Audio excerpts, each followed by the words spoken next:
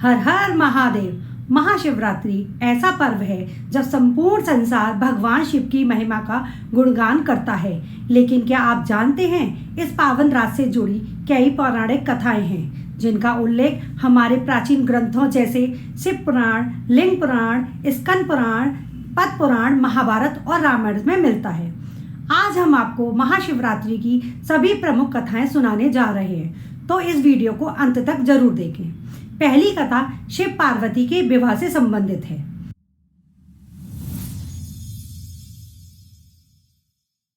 महाशिवरात्रि का सबसे प्रमुख महत्व भगवान शिव और माता पार्वती के विवाह से जुड़ा हुआ है। इस कथा का उल्लेख शिव पुराण और स्कंद पुराण में भी मिलता है। जब देवी सती ने दक्ष प्रजापति के यज्ञ में आत्मदाह कर लिया, तब शिव गहन तपस्या में लीन हो गए। लेकिन संसार को संतुलित रखने के लिए मां आदि शक्ति ने हिमालय के घर में पार्वती के रूप में जन्म लिया। माता पार्वती ने शिव को पति रूप में पाने के लिए कठिन तपस्या की। उनकी तपस्या से प्रसन्न होकर शिव प्रकट हुए और विवाह के लिए सहमत हुए।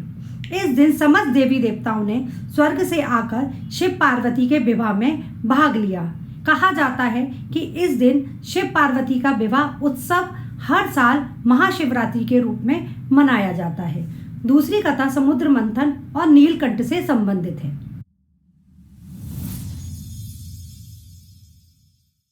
यह कथा शिव पुराण और भागवत पुराण से वर्णित है। जब देवताओं और असुरों ने मिलकर अमृत के लिए समुद्र मंथन किया, तब उसमें से एक अमृत के साथ साथ हलाहल विष भी निकला। यह विष इतना प्रबल था कि इसके प्रभाव से संपूर्ण सृष्टि का नाश हो जाता। सभी देवता और ऋषि शिव के पास गए और प्रार्थना की कि वे इस संकट से बचाएं। भगवान शिव ने करुणा दिखाई और वे संपूर्ण विष अपने कंठ में धारण कर लिया। लेकिन शिव ने इस विष को निगला नहीं, बल्कि अपने कंठ में रोक कर रखा।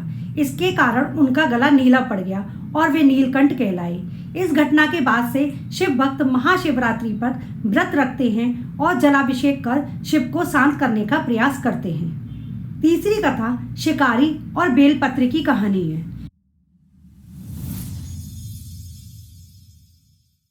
यह कथा शिव महापुराण में मिलती है और भक्तों को यह सिखाती है कि अनजाने में किए गए पुण्य भी फल देते हैं। प्राचीन काल में एक शिकारी जंगल में शिकार करने गया। रात हो चुकी थी और उसने कोई भी जानवर का शिकार नहीं किया। तब वह बेलपत्र के पेड़ पर चढ़कर बैठ गया ताकि किसी जंगली जानवर से बच सके। वह रात भर जागता रहा। जब उसने बेलपत्र तोड़े तो वह अनजाने में बेलपत्र पूरी रात शिवलिंग पर गिरते रहे, जिससे उसने पुण्य कमा लिया।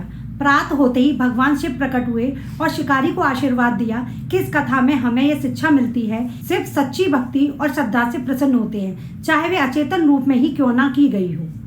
चौथी कथा लिंग पुराण में। एक बार भगवान विष्णु और ब्रह्मा जी के बीच विवाद हुआ कि कौन श्रेष्ठ है। तभी उनके सामने अचानक एक विशाल अग्निस्तंभ प्रकट हुआ, जिसका ना तो कोई आदि था और ना कोई अंत। ब्रह्मा जी हंस बनकर ऊपर गए, जबकि विष्णु जी बारह बनकर नीचे गए, लेकिन दोनों को इस स्तंभ का अंत नहीं मिला। तब भगवान शिव प्रकट हुए और बोले, मैं ही आदि हूँ, मैं ही अंत हूँ। यह अग्नि स्तंभ ही मेरी शक्ति का प्रतीक है। यह घटना महाशिवरात्रि की रात घटी थी, इसलिए इस दिन शिवलिंग की पूजा की जाती है। ये थी महाशिवरात्रि से जुड़ी प्रमुख कथाएं, जो हमें शिव की महिमा, करुणा और शक्ति का बोध कराती है। इस दिन उपवास रखने, रात्रि जागरण करने और ओम नमः शिवाय का जाप करने से सभी मनोकामनाएं पूर्ण होती हैं। अगर आपको हमारा यह वीडियो पसंद आया हो तो लाइक करें, शेयर करें और कमेंट में हर हर महादेव जरूर लिखें। धन्यवाद।